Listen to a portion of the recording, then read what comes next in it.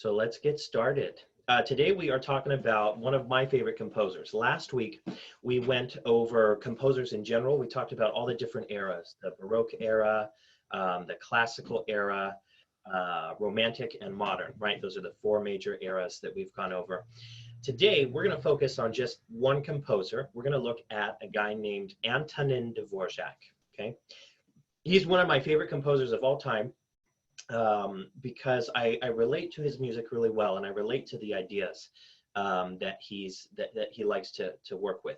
Have you guys ever gone about in your studies or with school or whatever, and you hear a song and you're like, oh, I've heard that somewhere before, and like you try to look it up and find like the name for it, and you can't quite figure it out, and it ends up eventually being like some old lullaby or like a nursery song or a kid's song that you've heard before. Have you guys ever done that? Anybody? If you have, go ahead and put your hand raise icon up, and we'll invite you in. You can talk about that a little bit. Jasmine, it looks like you've done that before. I'm gonna unmute your microphone, and you can tell us a little bit about that. Okay. There was this one time, it was like I think it was like a marching song.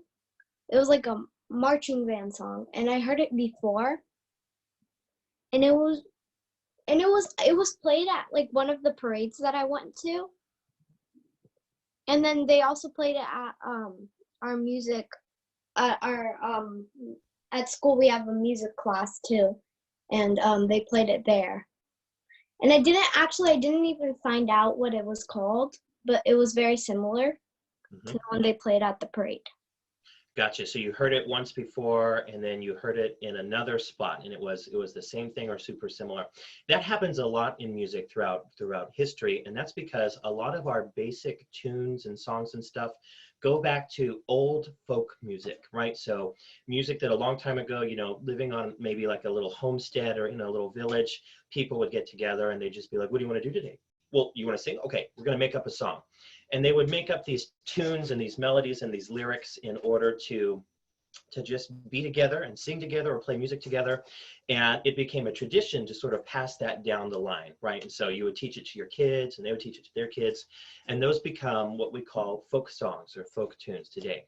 A lot of the folk tunes that we use in our music right now come from Germanic folk tunes and nationalities. So Germany, Hungary, and a bunch of other of the old Germanic nations from a long time ago. That's where we get a lot of our folk tunes. Last week we were talking about that's where we get a lot of our stories, like our Disney stories, things like that.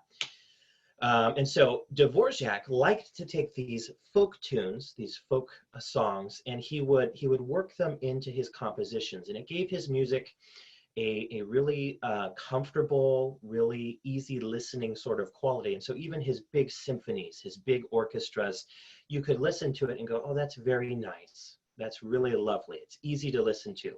And that's one of the things that makes his music so interesting to me, is that no matter which part of all of his works, and he did a lot of writing, he was a very prolific writer, but no matter what part of his works you're listening to, you can hear that and go, oh, that's nice. And for a lot of people, I've heard that before somewhere, but I'm not quite sure what that is. And a lot of it goes back to those old folk tunes.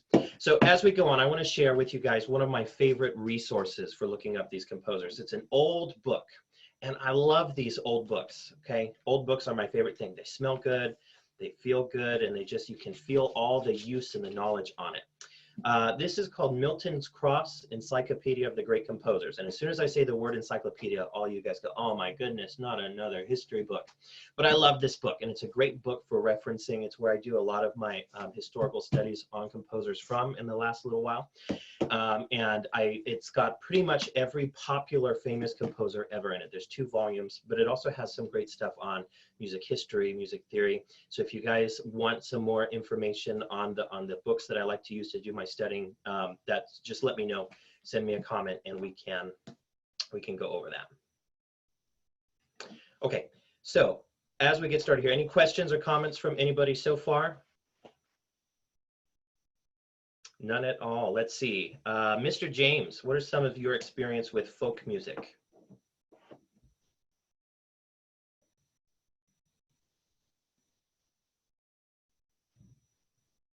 Let me pull you in. I'll unmute you there.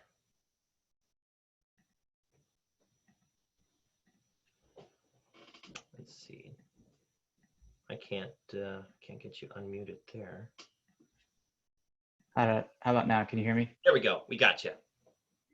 My experiences with folk music.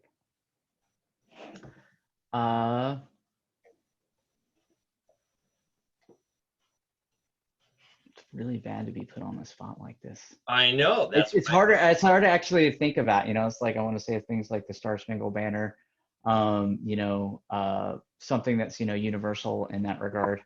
But then I'm a country boy, so I listen to like oldies and stuff like that. I'm like, that's folk music, right? So no, I can't say I have a huge experience with it. Okay.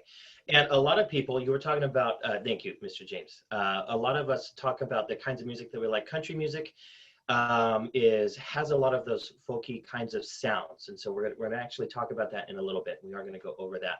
But yeah, like you were talking about, like the Star Spangled Banner and all of those marches, those get recycled. Those get reused a lot throughout history. So we'll be taking a look at that too eventually here. Okay, so just as we get started here, some facts about Dvorak. So he was born in 1841, long time ago, almost 200 years ago. And he was born in a little town in Bohemia. The name of the town is almost impossible for me to pronounce, so I'm not even going to try. But it's a little town in Bohemia, and it was a very small village, very small number of people living there. And back in the day, back in Bohemia, they had this weird tradition, and I think this is kind of cool.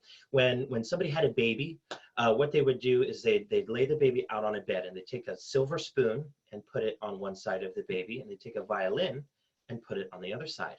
And whichever one the baby reached for first, they said, that kid's going to be doing that for his rest of life. So the silver spoon represented business or trade, or manual labor, like being a blacksmith or something like that. And the violin represented music.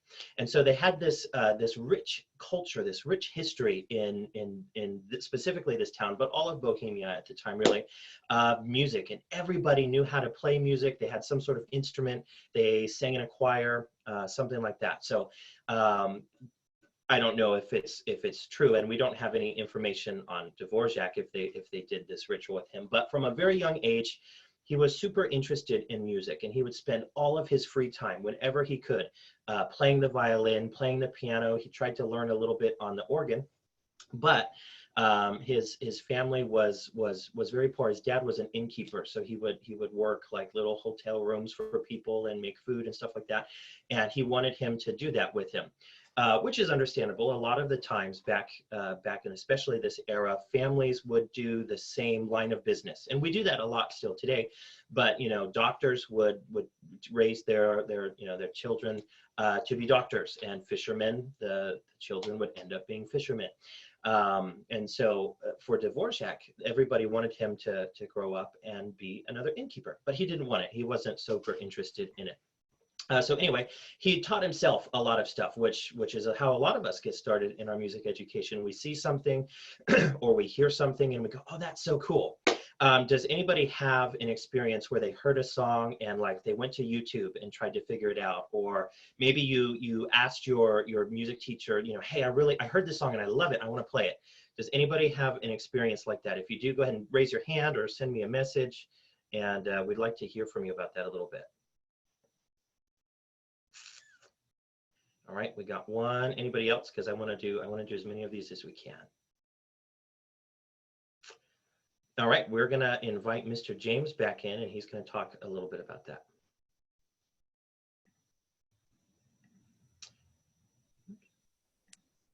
Oh, is my mic on now? It is on now. All right, I'm sorry. I'm doing this from my phone today, so all my buttons are smaller. Every day. Every day, I hear something, I go to YouTube, and I generally have to comb through like 15 or 20 videos to compile together what it is that I want to get out. But yeah, pretty much every day. Good. I do that too. I'll be a lot of times, well, I don't do it now much because I don't drive much right now, but I'd be in the car and I'd be heading somewhere and I hear this song and I'm like, oh, that's cool. And I get home and a lot of times I don't even know what the name of the song was.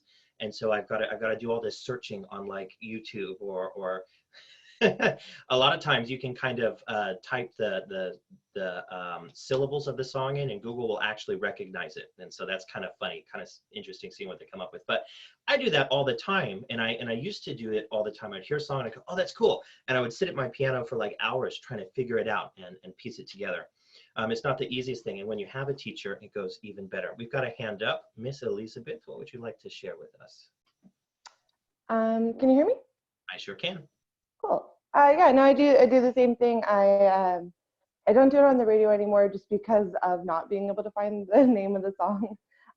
But a lot of times when I want to learn new music and I'm not actually sure what I want to learn, I just go to like a Spotify playlist of like beautiful piano covers or something, or acoustic instrumentals, depending on what instrument I want to learn something on. And I just kind of play it in the background until I hear something. I'm like, ooh, that's the song I want to learn. And then I save it and I look it up from there, and yeah, I go on YouTube or find sheet music or do it by ear. Very good, very good. So guys, one of the things that I want you to really get out of this is, even as teachers and as instructors, we still have to learn all the time. You know, we hear something, and we can hear something and it's easier for us to put it together because we've done this for a long time, but we still have to go and look at our favorite resources and go, okay, how do we play this? We're constantly learning and trying to improve our own skills and our own abilities. And it's something that will be a lifelong journey for you as you study your music, okay? All right, back to Dvorak a little bit. So he was playing the violin and the piano from this super young age, and he loved it, but he didn't want to do the family business, running the inn, right? So what he did was he went around his little town, which was small, right? It was only a couple of hundred of people at the time, I believe. So there wasn't a lot going on, but there was a music teacher in his little town, and he couldn't afford lessons. So he would ask if he could just sit in while the teacher was teaching and just kind of listen and see what he could pick up. And he would make furious notes. The whole time he'd be writing and trying to write out some music as he was going. And the teacher saw this and thought, this is really cool. Here's somebody who is super passionate about music and really wants to be engaged and learn more. And so eventually he offered to give him some lessons just for free, at least to get him started. And so that's where his formal music education began, was with this little country piano teacher. And right away, he knew that he wouldn't be able to teach him as much as he could absorb.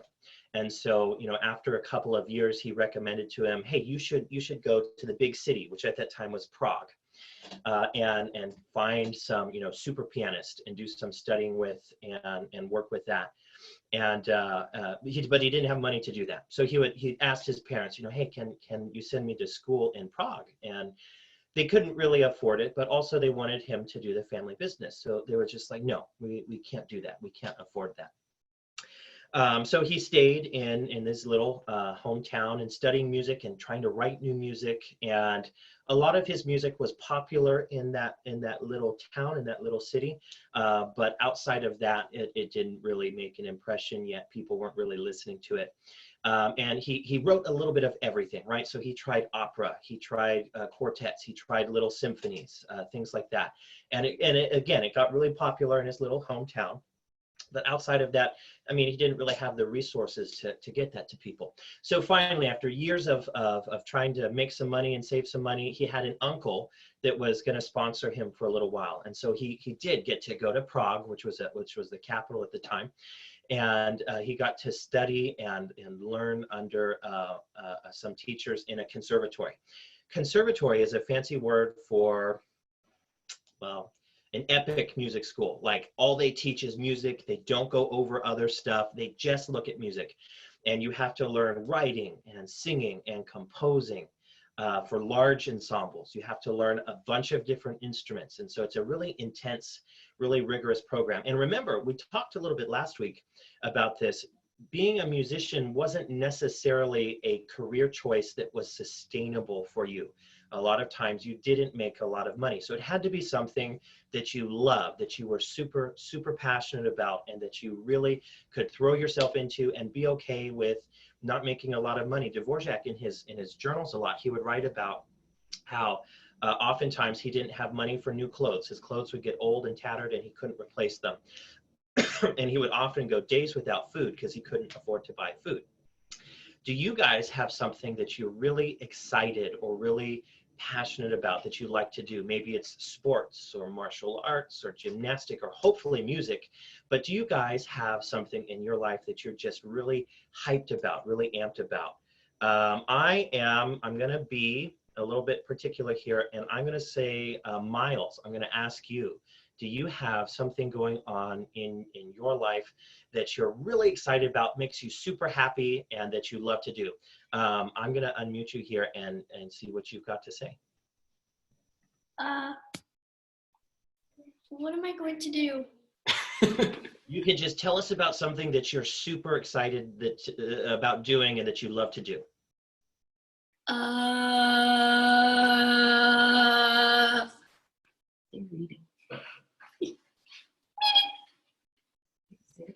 Reading. Reading? All right, I think he said reading, and that's a good one. I like to read. I do as much reading as I can. I have a lot of time for it now, and so I've been going through a lot of books. This book, whoops, where is it? Over here, put it over here. This book that I was talking about earlier, I've been reading a lot lately. Super great book. And there's a lot of stuff that you can get out of reading. You get knowledge, you can get more information. But one of the things that I like about reading is that you get to meet people that you would never otherwise get to meet. So, you know, reading about these guys, or if there's like another biography that you like to read about people or places, stories, novels, even fiction, you get to meet people in your life right now that maybe you would never get to meet on some level. And so that's part of reading that's really cool for me. Okay, back to Dvorak. All right, so he goes to Prague and he's learning music, and he picks up a couple small jobs here and there, nothing fancy. He's trying to get a little band going. He's playing for, I believe, a church at this time. He kind of bounced around a lot trying to play music for people, but he's still not making very much money. And then all of a sudden, the money that they were sending him from back home stopped coming for no explained reason. It just didn't come anymore. He wasn't receiving any help from his family back home. And so it got really, really difficult. And he had a friend there at the time who was also sort of a mentor, or somebody that he looked up to a lot, who saw everything that was going on and was looking at all that talent and said, you know, it's a real shame that he's not able to thrive in this environment, because he's an incredible musician, an incredible composer, but he just doesn't have the ability and the means to work and to do his thing in that element. And so anyway, this teacher mentor friend of his loaned him a little bit of money and said, I want you to finish your studies and I want you to write some stuff. Okay, I want you to write some music, and I will help you make it popular, and I will help send it out there for people to listen to and enjoy. Now, at the same time, there was another famous composer from the Romantic era, Johannes Brahms. And we're just, to make it easy, we're just going to call him Brahms. And he heard Dvorak's music and he liked it. He thought it was excellent. Now, Brahms was already a famous, composer and musician. So when somebody famous is telling everybody, hey guys, I want you to look at this, maybe not everybody, but a lot of people will go, okay, well, if they like it and I like them, then I'll check it out. And so really quickly, in a matter of months, really, people were listening to Dvorak's music and people were buying his music.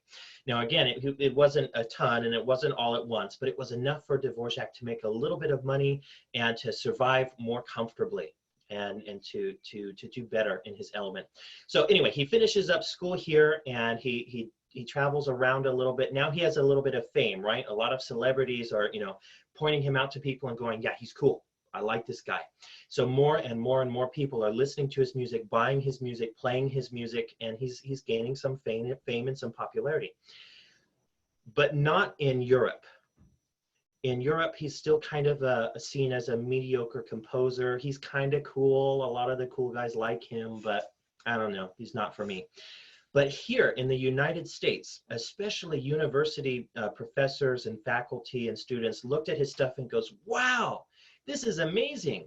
And it goes back to those folk tunes that we started with. So he would take in his music all these folk tunes and sort of weave them in and out of the songs that he was doing. And here in the United States, we still had a lot of those folk tunes, a lot of those music ideas. but they weren't in a collection of songs. And so we would hear his music and go, whoa, I know that, but I don't, what is that? And it was such an exciting experience to hear that and then be able to ask him, what is that? Where did you get that? And he could explain it. Oh, well, that came from this little village over here 300 years ago and da da da da da. And they were like, whoa, that's so cool. Anyway, so he's gaining some popularity here in the United States, and he's still trying to find, good work in Europe, and it's not working out. Finally, he gets an offer for a job, but it's here in the United States. Somebody sends him a letter, and they're like, hey, we love your music. We think you're super cool. Why don't you come over here and teach at a university for us? And he loves his hometown. He loves where he's at, but he's excited at the offer to make some money, because I believe at the time, basically what they offered him was 25 times as much money as he was making in Europe, in Prague. And so he was like, yes, okay, I'll go. So he moves to the United States. He migrates over, and he begins teaching for the university. But he's not happy. He misses home. He struggles with, homesickness, and he's finding it hard to be motivated to write music. He's still teaching and all of that, which is different. It's one thing to be able to teach a topic, and you can do that very passionately, teaching music, writing music, playing music. But then when you go home at the end of the day and you miss being back home where you were born, and you're not entirely happy with your situation, it's hard for you to sit down and play music and be creative in a way that's meaningful. So what he did, and this is really clever, and I like this, and we're going to talk in a minute. I'm going to ask you guys about clever things that you've done to make yourselves more productive, or to make a task that you're not excited about more interesting. But what he did is he went and found a little town. I believe it was in Iowa, a little town. And it was mostly Bohemians that lived there, which are the people of his hometown. And so he could go there and hang out on the weekends and speak his language. He could eat, traditional foods, and it was just a really exciting thing for him to get a taste of being back home again. So what he would do, even though he was teaching at the university, he would travel out sometimes for weeks or maybe months at a time to this little town in Iowa and hang out with the other the Bohemians there, and he would sing music for them and write music for them, and they would work on stuff together. And it was during this time of his life that he wrote his most popular pieces. So you guys, I have a couple of ways that I make menial tasks or chores or things that I don't like easier to do. And one of them is just listening to music, right? I'll just put some music on, I'll turn it up probably too loud and listen to that. It makes cleaning easier, doing the dishes easier, whatever it is. I want to hear from you guys. What are some ways that you make your tasks or your jobs or school or chores more interesting for you to do? Let's see some hands. All right, I'm gonna be a meanie here. Jasmine, do you have anything that you like to do in order to incorporate? Oh, there you go, hand went up. Perfect. I'm gonna unmute you. Why don't you share with us? I don't like cleaning my room, and sometimes I would like so what I would do is I have an iPad, so I turn on like Netflix or something, and then I clean while I watch, which is, yeah, that's what I do. Hey, I have an iPad too. You have an iPad too, Miles? That's really cool. I do have an iPad. You use your iPad to help you with your chores or cleaning or things like that? No. Nope. Well, I'm glad that you still have an iPad that you can use. Mentioning that. Mr. James, did you have a comment for us? No, I was just, if everybody was jumping on, I was going to start saying stuff too, but it was fun. No, I agree. I turn on music to listen to things. I like to try to, especially if I have redundant tasks like cleaning that are on scheduled set things. I like to think of or create new ways to approach the same task. And I think kind of similar concept is what Dvorak was doing in creating folk music, recreating folk music, is creating a different element or perspective on a basic or direct concept. So when I'm doing day-to-day tasks like whether it's work or music, especially music, because you play the same thing 20 times in a row and it gets redundant and old. So it allows boredom, allows creativity. So when I'm like doing that, I like to pay more careful attention to the tasks that I can do easily and learn how to be inventive with those easy concepts so that they don't become, not particularly less easy, but they become more fun for me to do something that usually is just kind of like, I have to do that to do the next step. But if I can create that more fun to myself, then it makes it more enjoyable to do the task, and then I look forward to it instead of go like, I'll do that later. Oh, I'll do that later. It makes me look forward to the tasks a little bit better. And then just off on a side note, I have an iPad too. Good, good. Everybody's got iPads. I have one around here somewhere. I use it. There it is. I use it when I teach. For me, I love my iPad because I can put all of my music on it, and I have one of those big, gigantic ones. So it's like the size of a piece of paper. I just put all my music on it, and it's so much easier than carrying around stacks of notebooks and stuff. Okay, very good, everybody. Thank you, thank you. So Dvorak's, he's writing music in this town, and since he was very young, he had enjoyed and he'd appreciated trains. He found them to be sort of comforting in a way, you know, riding on the train, and you've got the steady, you know, click and roll of the track underneath you, and the train kind of sways back and forth. And we're not thinking like the subway or a trolley or anything like that. This is an old-fashioned steam locomotive that would, you know, go all the way across, you know, parts of Europe or the United States or wherever he was at. And one of his most famous works of all times is called the American Quintet. So a quintet is a group of 5 musicians, quintet. And you have 2 violins, a viola, which is like a violin but bigger, a cello, and a bass, which is that really tall string instrument that you have to stand up to play. And he wrote this quintet, which he called the American Quartet, as a nickname, while he was, or at least the stories say, while he was on this train. So a little bit, last week we were talking about how a lot of times he would just sort of, you know, be on a train and use that opportunity to kind of relax and write music. And I've been reading a lot lately about getting into the creative process and understanding that. And in order to be at our best creatively, we need to be very relaxed and very comfortable and very, very happy and secure with where we're at and what's going on. And for him, that was either in this little town in Iowa, back home, or on a train. He really enjoyed that. So a lot of times he'd be on the train and he'd just pull out his notebook and start writing stuff. Now, I don't know if it's 100% true, but I'm sure he worked on it while he was on this train, this American Quartet. Legend says that he wrote the whole thing in a couple of train trips back and forth between the little town in Iowa and the university that he was working at. So what I'm going to do is I'm going to play a little bit of this for you guys so you can listen to it. And I'm going to fast forward to a specific part in the track that you can hear the train. You can hear the way the music is moving along. It sounds like a train on the track. I'm going to pull that up for you guys. I'm going to screen share it to you. 1 second while I grab that. All right, so this is the YouTube video for the American Quintet. Quintets and quartets are generally divided up into movements. We're going to fast forward to the 3rd movement. And you can, at the beginning, it's kind of like he's in the train station, train's getting ready to leave, and then I'm going to fast forward a little bit more, and you can hear the click of the track and the movement and the swaying of the train. Here it is. Take a listen. I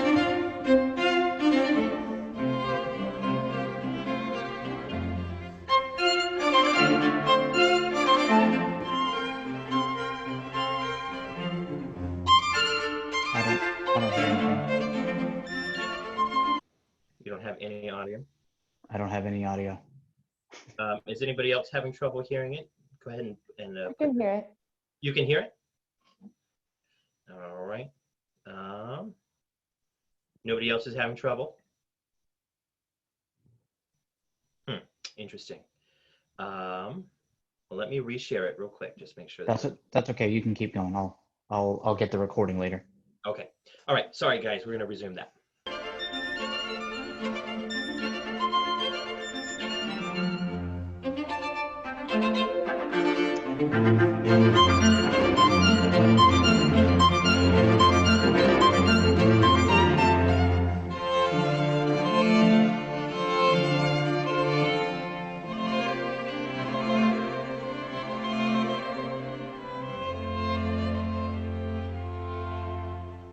Okay, in that little segment right there, we have this rhythm, ba ba ba ba ba ba ba ba ba ba ba ba, that keeps coming back over and over again. And this is the train on the track as it's going over all of the rails and all of the slats that hold the rails apart. Ba ba ba ba ba ba ba ba ba. Kind of like when you're in the car and you change lanes, right? You're going from one lane to the next, and there's all those square like tiles on the road, and when you go over them, it goes da da da da da until you get all the way to the other side. That's kind of what's going on here. Now you can also hear, I'm going to back it up just a little bit. You can hear this swaying kind of lulling rhythm, like it's moving back and forth. Take a listen to that, and that's the train sort of swaying left and right on the track.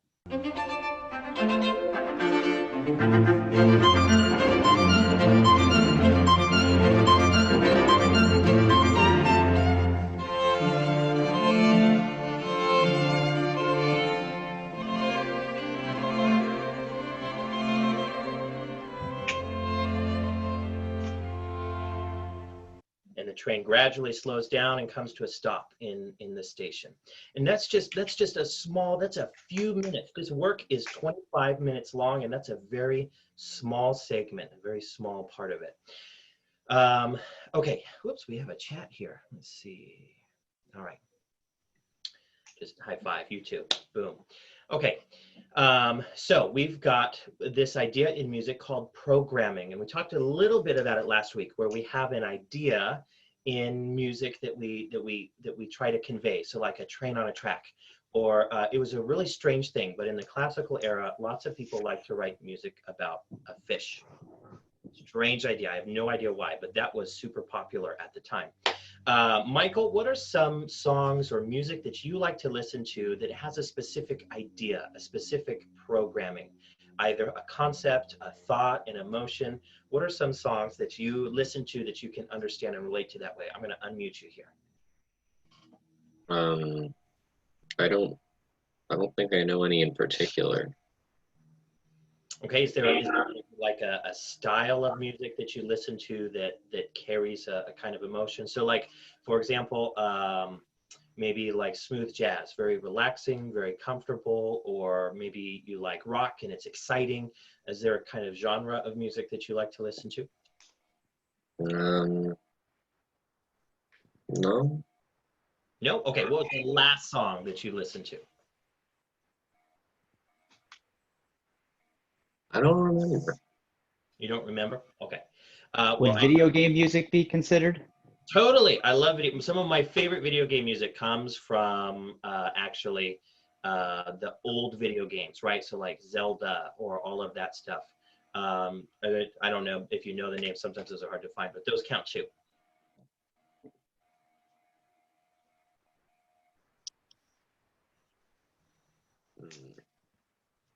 I'll let you think about it. I'll give you a couple minutes to think about it, but we're going to come back to that. So one of the pieces that I know that you've studied in the last little while was Billy Joel's Piano Man. And in that song, it goes through a lot of different emotions. They tell this story about this, you know, it's a sort of a sad story, and that comes back in and out of the lyrics a lot. And the music itself is this blend of really happy, but also this kind of melancholy kind of tone. And so anything like that qualifies as programming in music. A lot of movie music especially is designed to make you feel a certain way. Video game music is designed to make you feel a certain way. One of the most obvious ones is like from horror movies or scary movies. You get all that really tense, really rough kind of sound, and that puts you on edge. It makes you emotional, and it makes you a little more volatile. We also have things like, you know, lounge music, which is just soft, very relaxing, calming. All sorts of music have this programming idea. Michael, I'm going to go back to you one more time and see if you've remembered or thought of any songs that you can relate to.